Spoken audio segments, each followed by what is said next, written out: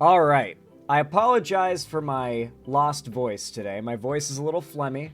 Nonetheless, we've got some interesting stuff to talk about here because one of the biggest ex left wing media pundits on the internet, Anna Kasparian, a couple years back started a very bizarre political heel turn. Out of nowhere one day, she started posting about how the term birthing person was offensive and disrespectful towards quote unquote biological women. And it was very weird because she went from being very openly pro trans to using turf talking points. Like, why is she so upset over the term birthing person? Looking into it, this is a term almost exclusively used in a legal context for certain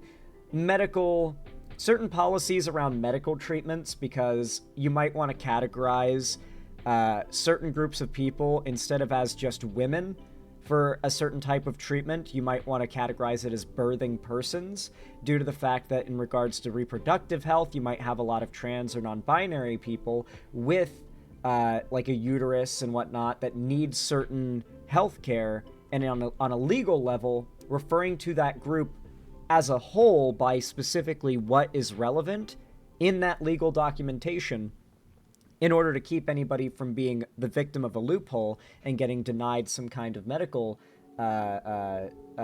service they need. That term is what is generally used. It helps to cover a lot of bases. But all of a sudden, Anna Kasparian is just losing her mind over this birthing person label, like obsessing with it. And it's very clear she's never actually been called this before, or isn't called it on any regular basis. At worst, she was called birthing person once, and it just changed her. She continued to double down on her claim that birthing person was offensive to biological women, quote unquote, and it got to the point where only a couple months later, she was putting out segments talking about how she was kinda, more or less, admittedly leaving the left. And ever since, she has followed that exact predictable line. She's followed the money to where it is in politics, which is in the right-wing media sphere, and now she has been running a year-long circuit through all the big right-wing talk shows to talk about how she's a conservative now, and, of course, how she became a conservative, how she left the left. It's an effective grift, and don't be surprised if many more people who were once considered a household brand of progressive politics end up following her footsteps. Anna Kasparian hasn't been the first, certainly not from TYT, and she will not be the last. But today I want to talk about this segment that she did with Tucker Carlson. She went on to Tucker Carlson's YouTube podcast, which has a set that you guys... Imagine the most wooden place imaginable. The place you are about to see is more wood than that. Have you ever seen someone try so hard to get a certain vibe across in their branding? Like, not only is there a lumber yard's worth of wood in this one shot alone, from the table to the chairs to the walls to the doors to the door frames and every cabinet and everything, but you've got like the deer antler chandelier. You know, you've got like you've got the rack that has like a hunting rifle. I think trying to see what that is. It's really hard to tell what that is exactly. I think it's a shotgun, but it very well could be just some like basic hunting rifle I've never seen before, or never like used before. But it looks like it could just be a shotgun. It looks like a pump shotgun with a probably pretty, just looking at it, pretty thin bore. Regardless though, then you got like his blades and all that stuff. Like he's got his weapons on display. He's got everything made of wood, all the hunting. He's really trying to give off the vibe that he's this hyper-masculine traditional guy who spends all of his free time doing woodworking or some shit like that. Mind you, this guy is so rich, I guarantee you he does not have any calluses. And I promise you, This man does not have calloused hands. And I'm a streamer, and I've got more calluses than this guy does. Normally when I do an unconventional interview with like Putin or the president of Iran, people get mad and they ask, why are you talking to him? This is one of those very rare, maybe unique circumstances where people are going to ask you, yes. Why are you talking to him? Yeah. And people are going to get mad. I've done woodworking before. It's not that glamorous, true. But woodworking is very glamorous to people who don't do woodworking, which is what all this is for, It's how, like, all the Dude Bro podcast people who build their aesthetic and branding around a certain thing are rarely doing it for people who actually live that life, because people who actually live that life will realize it's bullshit. They're doing it for people that idolize that type of person. There is a type of person, a lot of types of people, that will see someone like Tucker Carlson in a set that looks like this and make a lot of assumptions about the type of dude Tucker Carlson is. And that type of dude, to a lot of people, is a trustworthy, respectable, admirable kind of guy. And that's what I read from this. Then again, he could just be obsessed with all this aesthetic. This could just be his thing. But I think it looks it's a little much. A little bit of wood, I like it. I like a little wood in the paneling on the wall, for instance, but it's a little much here. Like, the wooden door, like, come on. People are going to get very angry, I know. And it's so okay, I'm so sorry that we're doing wood talk here. But what's really jarring about this background? It's the different ages of lumber in use, because you can tell by looking at it, and you can also tell that it's different qualities of lumber. Like, all this is some old, high quality, it's probably reclaimed, but it's like some old, high quality lumber. But this is just like fresh from the lumber yard like 2 or 3 months ago, hasn't even started to fade or soak up moisture. And you can just, by looking at it, you can see it comes from those like farms where they grow endless rows of trees. And then they like grow them up to as mature as they can within a couple of years, cut them down, process them into like just enough lumber. But the lumber is like young and lower quality than that like old hardwood lumber that was available before we cut all the old trees down. So yeah, you can see you've got like some really high quality wood all through here, probably reclaimed. And then you've got this like fresh from the lumber yard, who gives a fuck whatever, just to fill out the rest. I don't know. I can't stop thinking about that, because I know a thing or two about wood, so, I got to call out what I see. Yeah. And people are going to get mad. People are going to get very angry, I know. And your producers had been reaching out trying to get me to talk to you for at least a year and a half.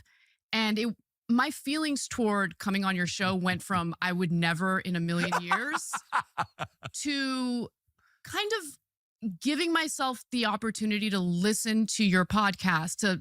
Dude, do you think that was a real laugh? Or does Tucker Carlson, was that a fake Tucker Carlson laugh? Or does he just actually laugh like that? Like, I can't tell, because Tucker Carlson's a very fake character of a person. So it could have been a fake laugh. But that could also just be how the man laughs, which would also absolutely make sense. Figure out who you really are, because of course I had very strong thoughts about who you are. Really?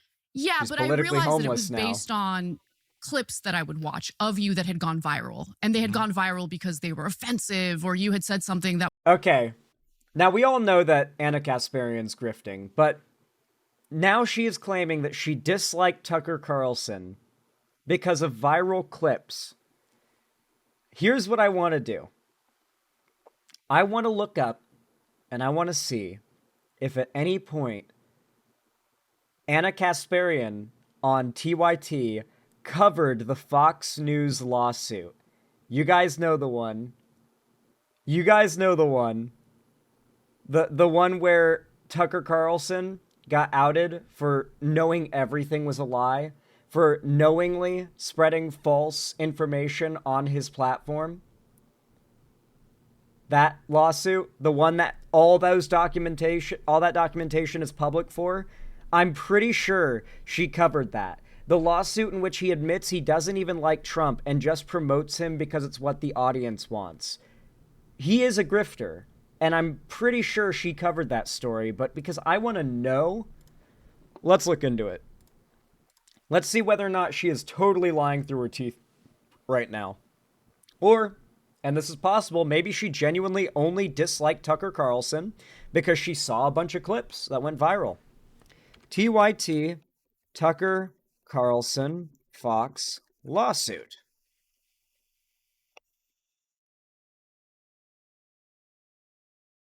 Tucker's show backfires on Fox News. Oh, shit.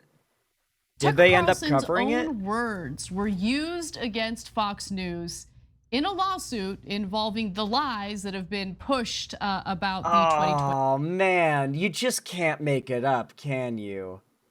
You just can't make it up, can you? The woman herself doing live coverage of a court case in which he gets outed for being a lying, grifting piece of shit who believes nothing and only chases the money. She's exposed him for such in the past, and now she's on his show 5 days ago being like, I guess I just saw a lot of viral videos, and, getting to know the real guy, it turns out you're really based, like, come on. Like, I could see through that shit a mile away. That was the most nonsense, made-up excuse. And how much you want to bet Tucker Carlson knows that's bullshit, but won't call it out? Because she's definitely called him out in the past in a way that he's aware of for things that are not just clips. Things that he did. Things that came out in court. Let's watch. Presidential election on the network. Now, the New York Supreme Court judge has now weighed in on whether the defamation accusations against Fox News should be dropped. And guess what?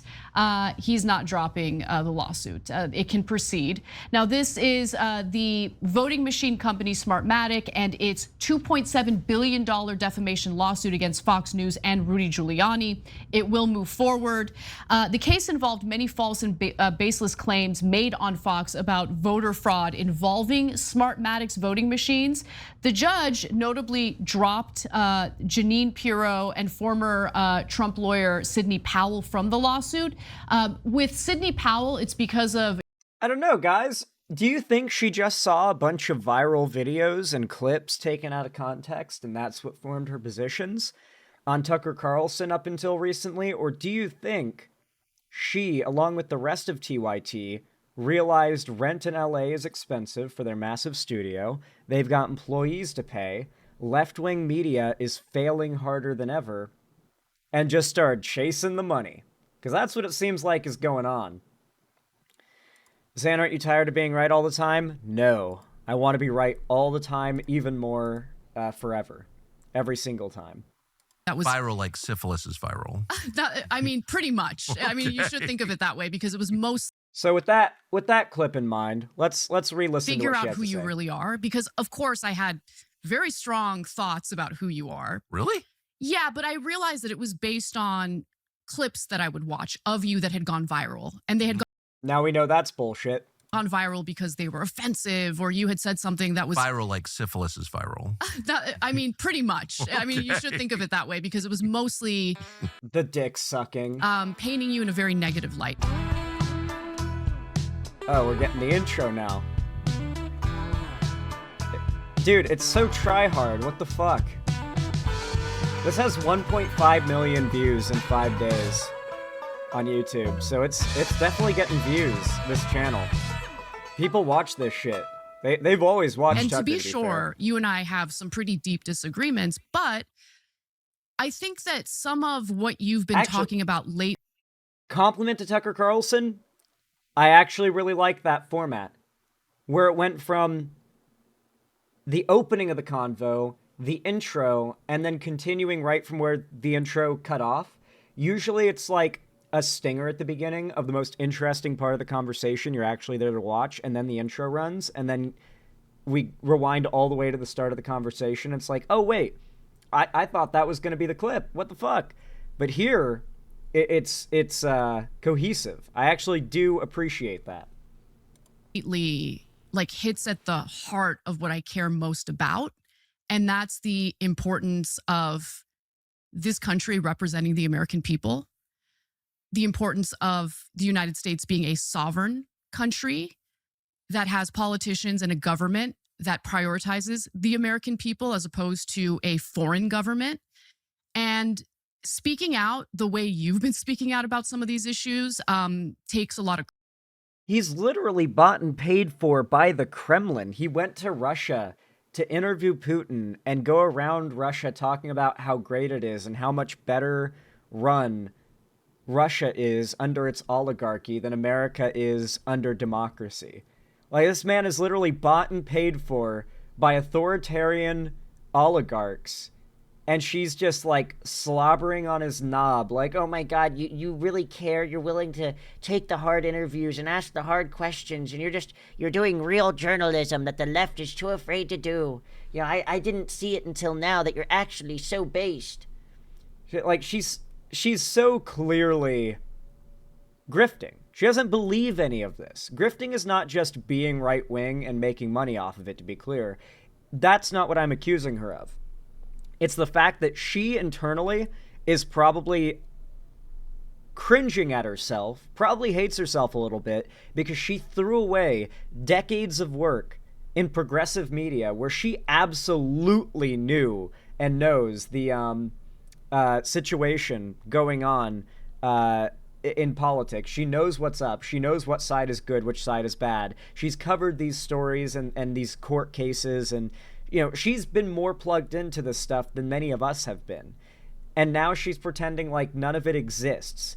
Things that she has covered, and I just can bring up clips of her talking about it on YouTube. Her talking about that lawsuit. Meanwhile, she says, you know, all my opinions on you before, when I was a lefty, was just based on, you know, out of context viral clips. And the reason she's saying that is so that she can continue to ingratiate herself with the well-to-do, or well-off, I should say, side of politics. Courage, because it goes against the grain and it goes against, I mean, decades of propaganda and conditioning in American media.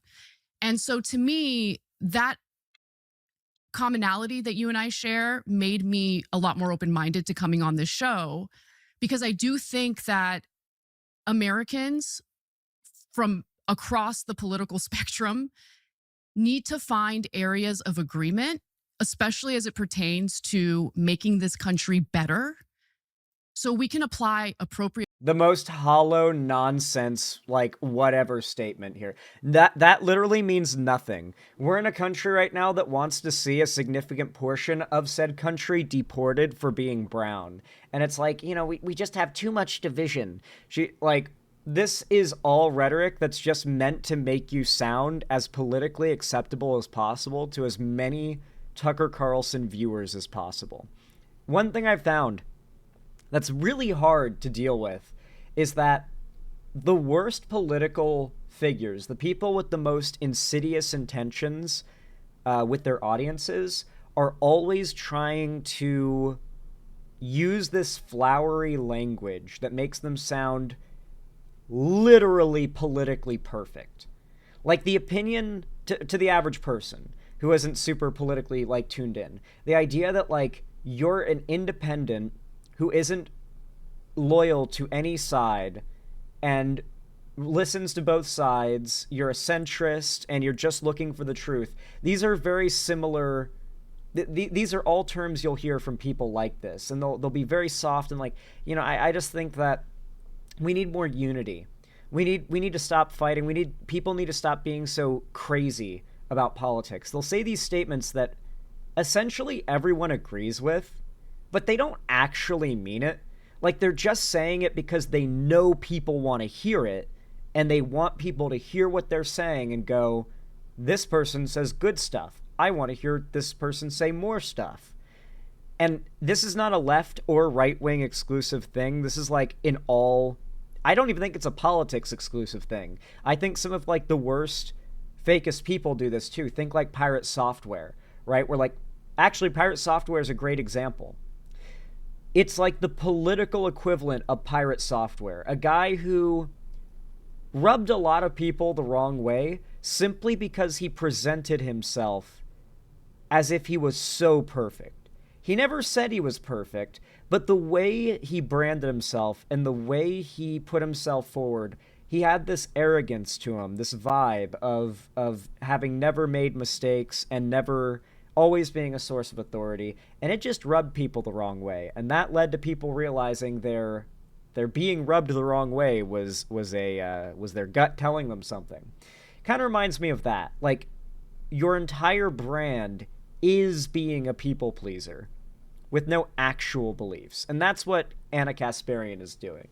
Here, can I speed up this video just a little bit, by the way? Because I do want to get a good bit of it watched, but it's long. So we're going to have to speed it up a little bit if I'm going to be talking and we're going to watch a significant amount of this. Create pressure on our politicians and get them to represent us. Regardless of the corruption, regardless of the influence of foreign governments, at the end of the day, these politicians are nothing if it isn't if it weren't for the American people, right? So like right now, what's really interesting is in Congress, it appears that there's this bipartisan effort to force a vote to release the Epstein files. Yes. And the only reason why that's happening is because there's a very loud and aggressive portion of the MAGA base that's demanding it, and they're not letting it go. And I commend them because I agree with them. I think we need transparency. We need to know whether or not we literally have members in our government or influential people, in the periphery of our government. Just trying to farm those MAGA people that are mad right now, trying to farm their support. Who are pedophiles? I want to know. I think that's fair. Yeah. It's interesting, the framework that you laid out. The government of any country ought to be sovereign, which is to say it should make... By the way, even Tucker Carlson has been calling out Trump for the Epstein stuff. Tucker Carlson's got his own thing going on now, and I doubt he even needs the Russia money at this point. So yeah, he's actually been calling out Trump. How long that'll last? Hard to say. I don't think it'll be permanent. Most of its big decisions on the basis of what's good for the people that it represents. And it's bad when foreign countries control your country. Mm-hmm. Those don't strike me as hateful statements at all. Those aren't expressions of animus against anybody, are they? I don't think they're hateful statements at all. I'm an American. I love this country. I love the people in this country. And I don't want to... Literally, like, it's like a popularity contest where someone... Or like a school president election. Like a school president election where one candidate says, there'll be no more homework. There'll be pizza day every Friday in the cafeteria. We will have... new computers and like just over promising all these things that can't ever be delivered on, but just like anything they can think of that will get people to say, I like this person, they'll say. Remind you of any particular president, by the way?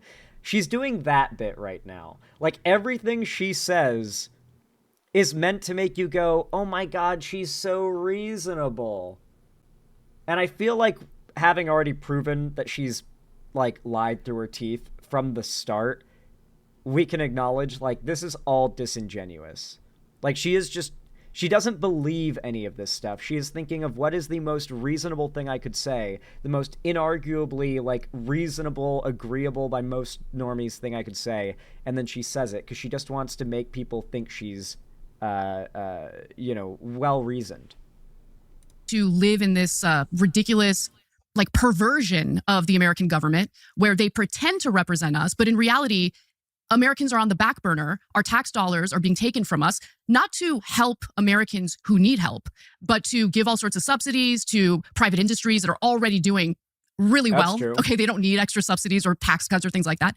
But in addition to that, all the foreign aid that we're pumping into the Middle East, Israel, right? Oftentimes when we talk about foreign aid that goes to Israel, at this point, I believe it's about, $4 billion a year? Okay.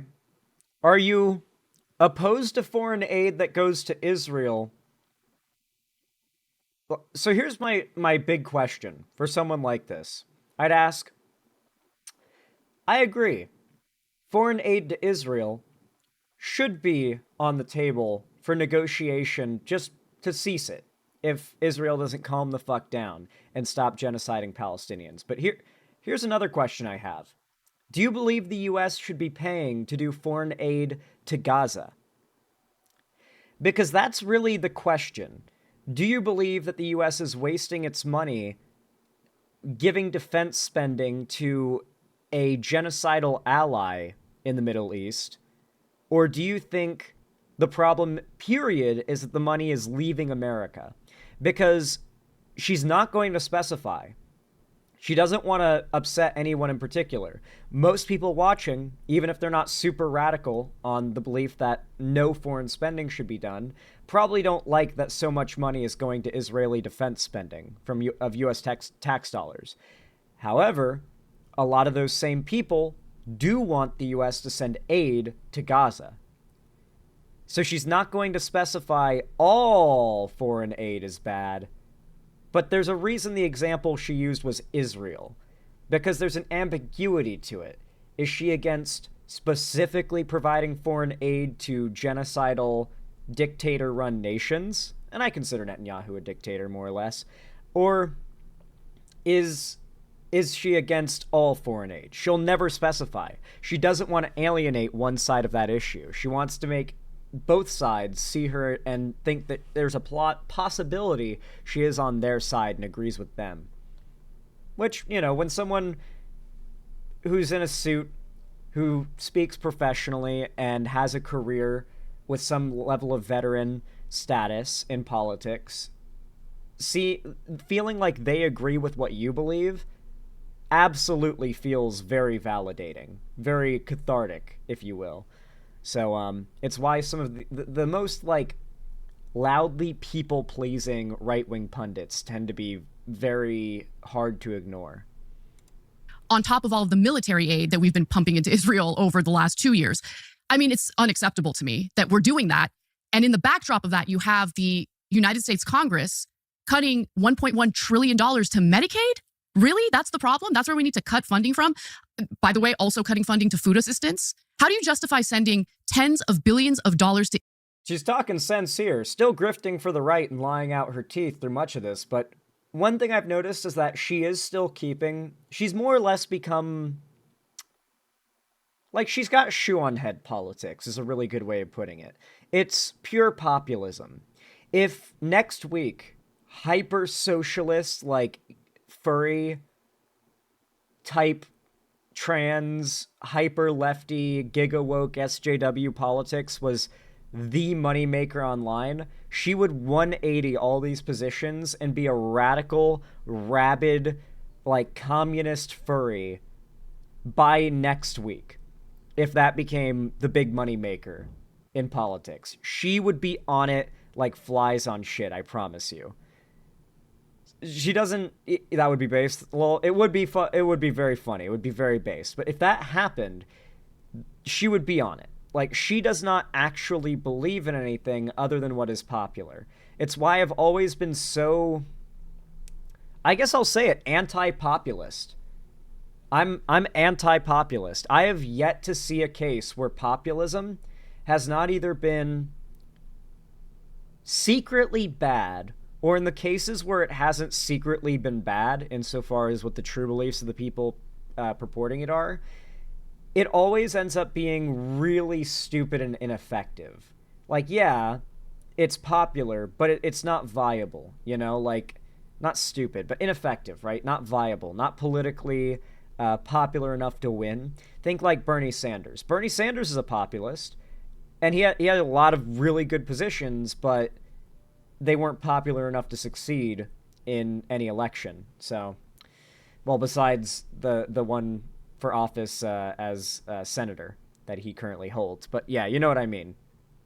Israel in the last 2 years alone, while targeting...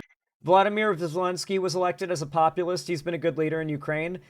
The difference in politics in Ukraine and America might be pretty significant, but there's a good possibility that outside, if Ukraine wasn't being invaded, there's a good chance I would be criticizing Zelensky all the time. The reason why, I think everybody is pro Zelensky is because he's been such a good leader for his people as they get invaded by an imperialist power trying to take their land. But, like, for all we know, when all eyes and minds aren't united on the idea of defending against an invader, when times are normal in Ukraine, it's very possible that Zelensky would be, maybe not like Trump bad or anything, but a pretty contentious conservative figure. It's hard to say. Apparently he was a pretty, like, funny comedian, and he does seem like a pretty chill guy from what I've seen, so I doubt it, but I don't know. I don't know a lot of his policy, and he seems like he could be pretty conservative. Who knows? Populism, from what I'm getting here, is mostly just kissing ass while spewing useless platitudes, hence just taking up space in politics. Not always, though, right? Like, I guess it just depends, you know? Like, Zelensky's pro-Ukraine, like, nationalism, I guess you could call it, was populist, but it was also right, because the country was about to get invaded by Russia and needed that nationalism to rally defense support for defending the country. But I don't know if that energy would have gone to something so productive had the country not gotten invaded. And that alt timeline, like, Zelensky might have been kind of a bad president for Ukraine. I don't know. I'm not trying to say that would have been the case, but it could have. You know, like, we're all right now, we're seeing war general Zelensky, not President Zelensky. If that makes sense. Commander-in-Chief Zelensky is what we're seeing. Anyway, back to it. Getting cuts to Medicaid and food stamps. It makes me beyond angry. I think it's so unbelievably unjust. And if you speak out about it the way I'm doing right now, I'm sorry, I'm getting like kind of aggressive. If you speak out about it like I am right now, people try to smear you as an anti-Semite. And you know what? I'm not an anti-Semite. I know what's in my heart. And I'm not going to let those smears stop me from saying what I know is correct and what's morally just. Is it? You know, there was a time where every time I would, like, attack, because woke scoldery used to be very popular in the online left. There was a time where every time I made a video debunking conservatives on their transphobia, a horde of trans people on Twitter would attack me, saying that I, as a cis man, had no right to talk about trans issues. And do you know what I did in response to that? I continued talking about trans issues. Like, the idea that, like, she's upset about being called anti-Semitic if what she says is true. She just believes in Israel not having the means to commit a genocide. Like, so.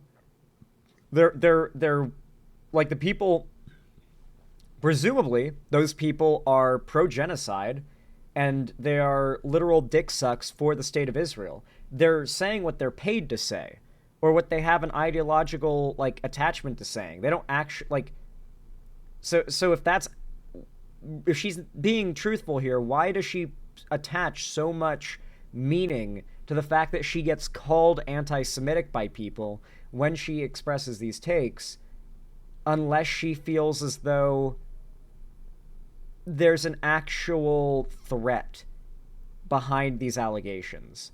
That, like, she's worried that maybe people will broadly see her as anti-Semitic. There's a possibility.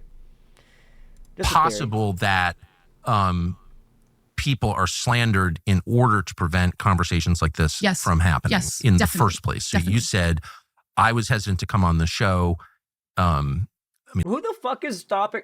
It's so bizarre. Like, how often have you heard this sentiment that people are being censored and conversations like insert conversation aren't allowed to happen? Or they're trying to stop conversations like insert conversation from happening. Like, they put so much weight behind a podcast interview.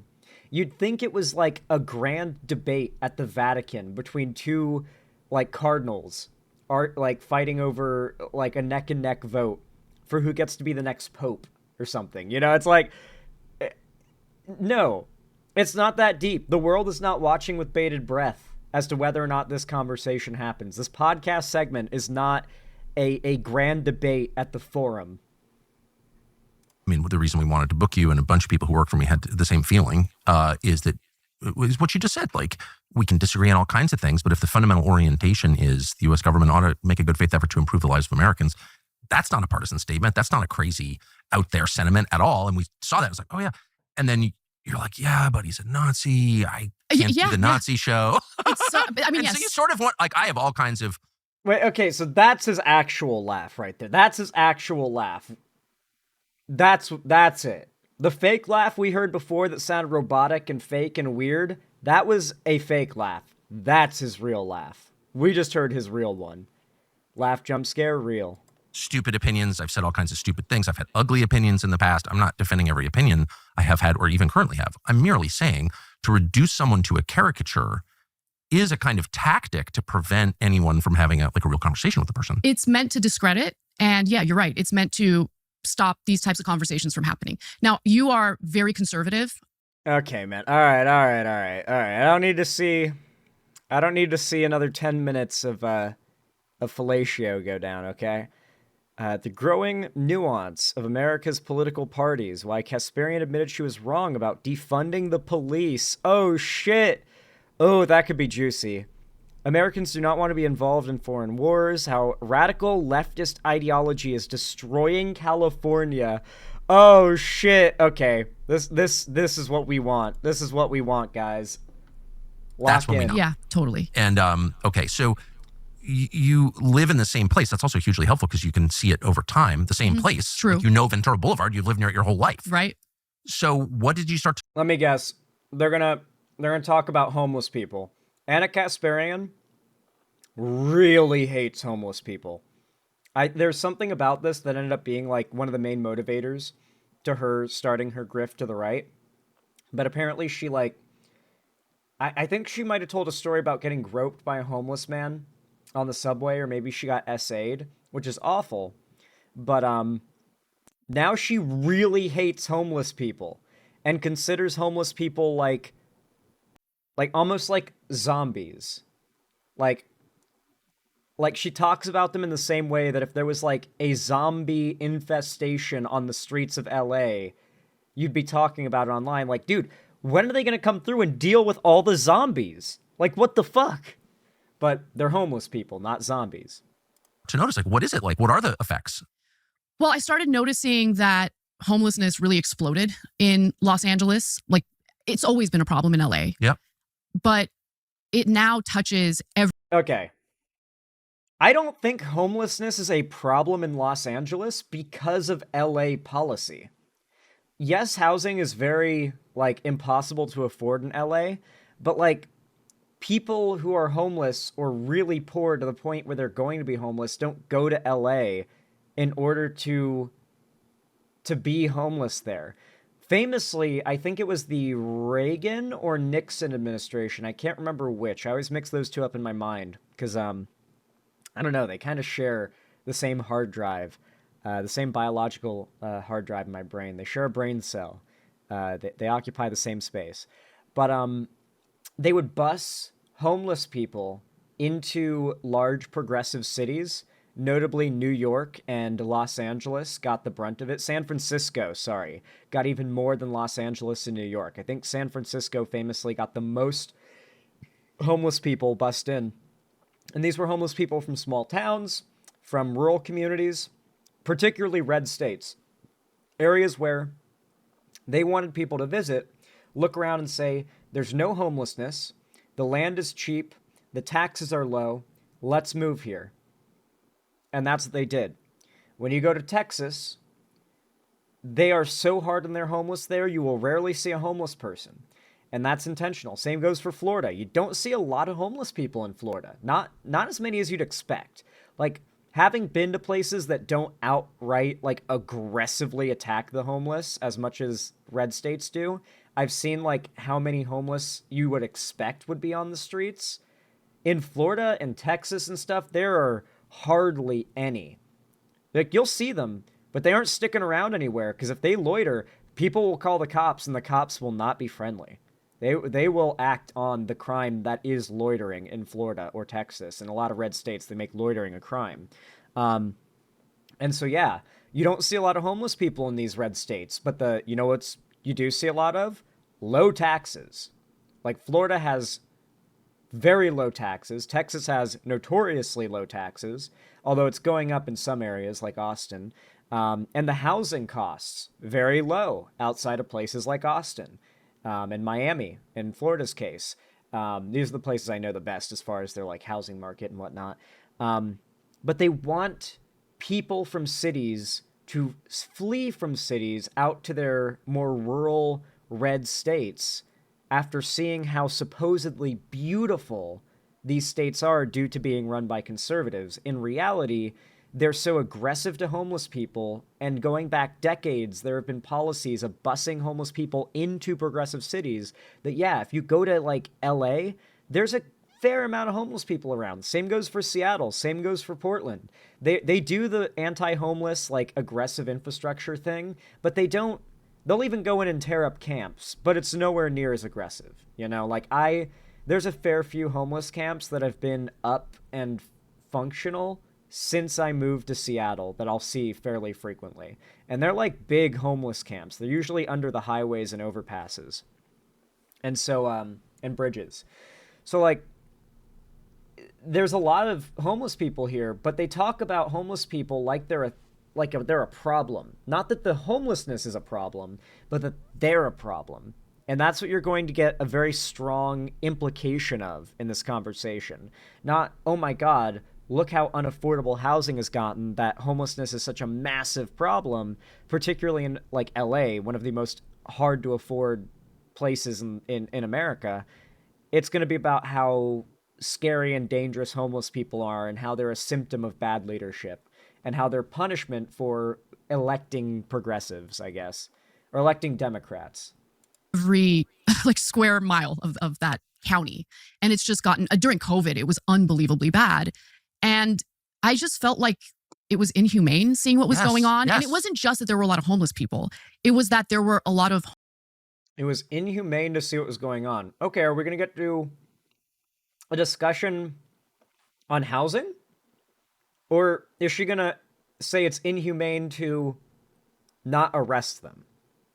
Let's find out. Homeless people with like severe like mental health issues. Yes. And they can't make decisions for themselves. They're like literally, I can't tell you how many times on my way to work on the freeway, I almost hit a mentally ill homeless person who's on the freeway. On 405? Yes. And I can't imagine. Okay. Somebody with editing skills needs to chop up this part of the interview, and I feel like you can make a really funny clip out of it. Like her getting mad at the left, and then you cut it straight to, I can't tell you how many times I'm driving on the highway, and then clip it to her saying, and I think about, and then clip it to her saying some criticism of the left, and then clip it back to her saying, and I almost hit a homeless person on the highway. I feel like you could clip that together into a really funny, hilarious clip that makes her sound like some kind of GTA protagonist running over people on the highway.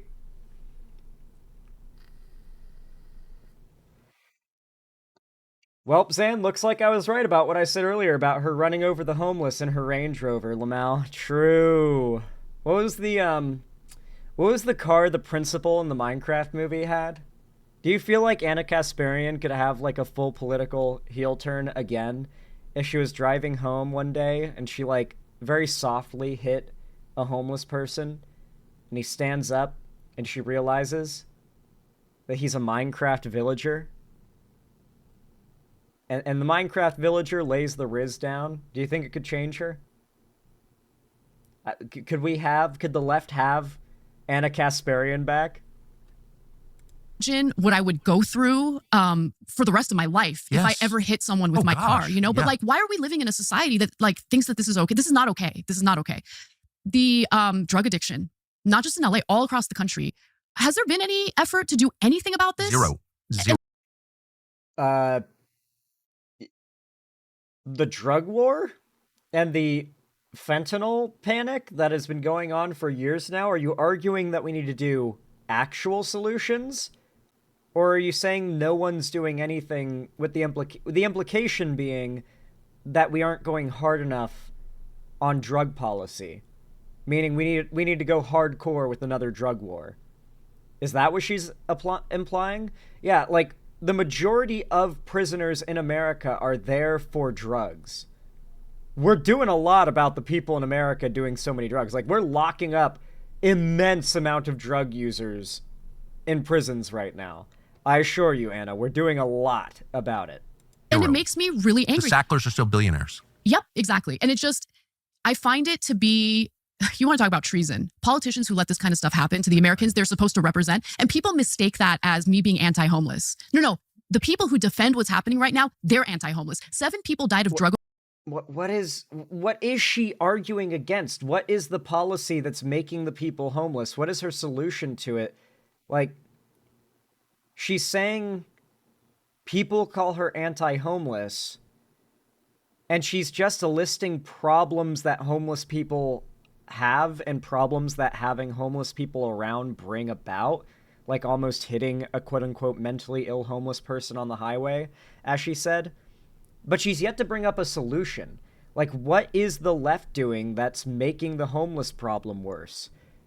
Like, what is the homeless problem in your view? Is it that homeless people are around you, or is it the fact that people are homeless? That's my question.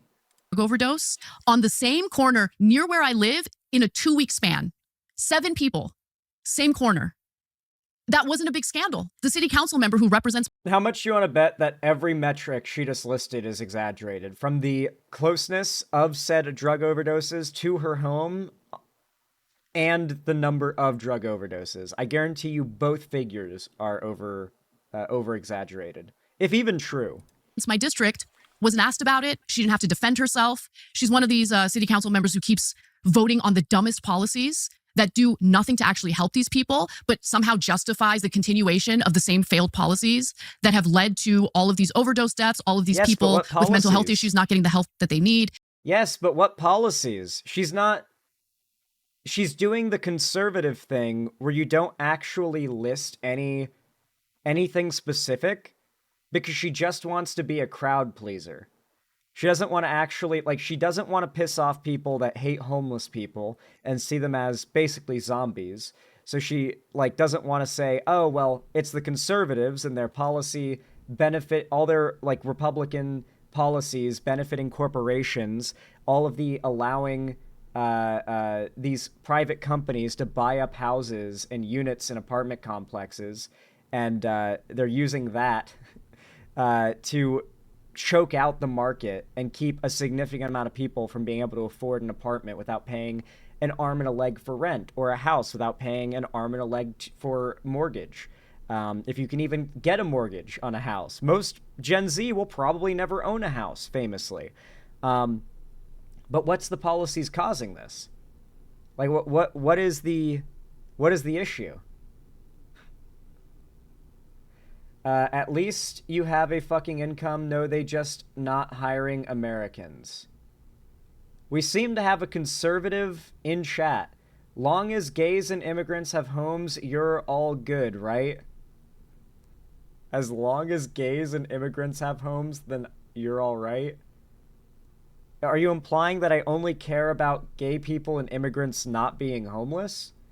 I don't think I said anything that indicates that in this video, but nice try. You might want to get some Q-tips. Your ears seem to be a bit blocked. You're having listening problems, my friend.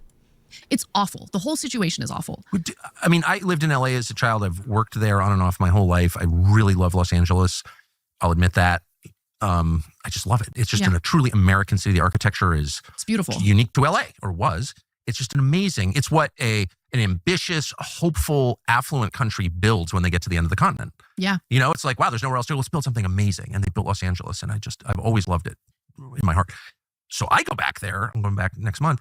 And I'm shocked by it. Like, I can't even believe it. The encampment outside the Veterans Building in Brentwood. I'm like, what is going on? That surprises me, because I'm pretty certain that I've heard Tucker Carlson say 1,000,000 times that LA is like a zombie movie. Hold on. Can I find clips of Tucker Carlson talking about LA in the past? I know this is like the most nitpicky thing, but I just want to point out, not only has Anna lied through her teeth, but so's Tucker, of course, because it's Tucker Carlson. Tucker Carlson Fox on LA. Let's see. What has Tucker had to say about LA in the past?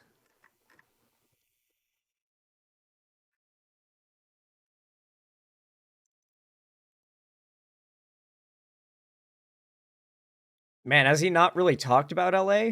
Why is nothing from the old Fox News era even pop up? There's like no Fox videos from when Tucker Carlson was on Fox. Did they take it all down?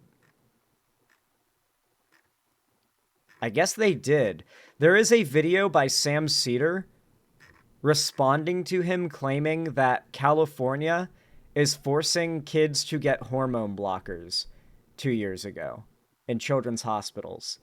But apparently all the original like Tucker Carlson Fox segments that were like super viral back in the day, apparently they got taken down by Fox because, you know, he left / got fired due to that whole lawsuit going on here. Dominion and lawsuit. No one ever says anything. Well, but I don't live there. You tell me. Do people talk about this a lot? They talk about it privately. But it's really interesting because while there's this openness in regard to the failed policies in private discussions, no one wants to say anything publicly because you'll get the kind of treatment I've gotten. The people are dying on the What policies though, right? Like we're still doing that vagueness where the viewer can just kind of sub in whatever policy they think of or whatever side they think of as being the problem. Like, yeah, clearly failed policies are responsible for this, but like, what are they? Like, is rent control a failed policy? I'm curious how she feels about rent control. Like, there's a lot of debate about that, even among the left, as to whether or not that's an effective way to help to keep rent prices down and help to keep people from losing their apartments and their homes. Like, why don't we go through some policies? What about stimulus? Is the idea of a stimulus policy to help people make ends meet a good idea? What about Section 8 housing? Trump plans to defund all of Section 8. Like, is Section 8 housing a good or bad thing? Should that be a thing that we continue doing to help to reduce homelessness and provide homes for people? Should we do more of that? Like, has it failed as a policy? Because that's a policy that was made to acknowledge the homeless crisis. Like, why won't she give any examples? I'm asking this rhetorically. I know why. Street. Yep. 7 people at one intersection. Yep. 7 people, Americans. And that's like verboten to talk about? How? Why? Oh, you're stigmatizing your unhoused neighbors. I can't tell you how many times I've heard that statement. You're stigmatizing your unhoused. It's like, no. They're dead. And I feel bad about it. I'm stigmatizing. And then he laughs. Like, yeah, he clearly feels very bad about it. He clearly does. You know, this actually ties in perfectly. It's ironic they did this 5 days ago, because if you look at Donald Trump, the candidate that they're certainly not calling out in this podcast, Trump plans to send the homeless to camps. I'm not even joking. A new executive order from the Trump administration is pushing cities to clear homeless camps. The order aims to prioritize civil commitment for people with mental health and substance use. He wants them arrested and put into camps just like the immigrants. Not the camps that they've already made, but like, you know, the prison kind of camp. Disorders, and it directs federal agencies to prioritize funding for higher barrier shelter programs. And the order could have an impact for communities across the Northwest. Tonight, we're on your side breaking down what this means for Oregon and Washington. In just a couple minutes, we'll dive into how leaders in Washington are responding to the order. First, K2's Christina Giarnelli digs into what power the federal government has over Oregon's civil commitment laws. At a federal level, civilly committing someone, so taking them to a mental health institution against their will, involves a constitutionally protected right to due process. In Oregon, what a judge has to look at before civilly committing someone is much more lengthy, and the federal government cannot supersede those Oregon laws. I fucking hope so. Let's hope Trump doesn't threaten to send the military in. If you don't go past their due process, I'll send in a bunch of Navy SEALs to beat your ribcage in. Point-in-time counts show homelessness nationwide has been on the rise since 2017. The latest executive order from President Donald Trump vows to address the issue by changing the approach. The order claims most homeless people have mental health issues or substance use disorders and promises to push for them to be civilly committed. Tung Yin, a law professor at Lewis and Clark, says at a national level, constitutional rights come into play. So the Constitution says, you basically have certain rights, and states cannot infringe those rights. And so the key one here we're talking about would be due process, meaning that what is the government? So I have a slight suspicion, considering this is in the news cycle as that podcast episode came out a few days ago. I have a feeling that they were referencing this, the fact that Democrats do not want to support this executive order, as if there's really any need to support it. It's an executive order. Trump's president. But she seems to be upset that Democrats are opposing this. She seems to see this as actually doing something, quote unquote, about the homeless problem. The key thing being, no matter how much she'll use soft language to make herself sound like she cares about homeless people and their well-being, the reality is that she has, every time she's talked about it as of late, referred to homeless people themselves as the problem, as some sort of punishment that we are forced to endure for living in cities. It's a very disgusting way that she's talked about them in the past, and she continues to use whatever fake or real hatred she harbors for homeless people in her heart to propel her grift further. But I hope you guys enjoyed this segment. It's a pretty chunky long one, if I do say so myself, but hey, I wanted us to get a good look at how Anna Kasparian's grift is looking these days. I hope you guys enjoyed me picking it apart. If you did, and you want to see more from me and help support the channel so that it grows and reaches more people, then consider leaving a like and a comment on this video or stream, depending on what you're watching and when you're watching. Every thumbs up and every like goes a long way to boost the channel and the algorithm, zapping the algorithm into pushing my content out to new people that have never seen it before. So thank you for the likes, thank you for the comments. Be a lurker, not a liker. Be a liker, not a lurker. And of course, be sure to subscribe and ring the bell icon to turn on all notifications if you haven't already, so YouTube actually tells you when I go live or upload new videos. And of course, if you want to see more from me in the future, including on my just social medias, then you should follow them, linked down below. Particularly my fan Discord, as that's the main hub of my community and fan base. I also host weekly gaming events, call-in streams, or watch parties there, so if you don't want to miss a thing, make sure to join my Discord through the link down below. And finally, if you want to support me directly, financially, help me keep the lights on and a roof above my head here at the Xander Hall studio, then please consider donating, subscribing, or gifting a sub to someone else on my website, xanderhall.com/live, or support me through YouTube, Twitch, Streamlabs, Stream Elements, Patreon, or buy some custom Xander Hall merch through the Streamlabs link down below. Regardless of how you support me, though, thank you all so much for watching, as always, and I hope you have a good one.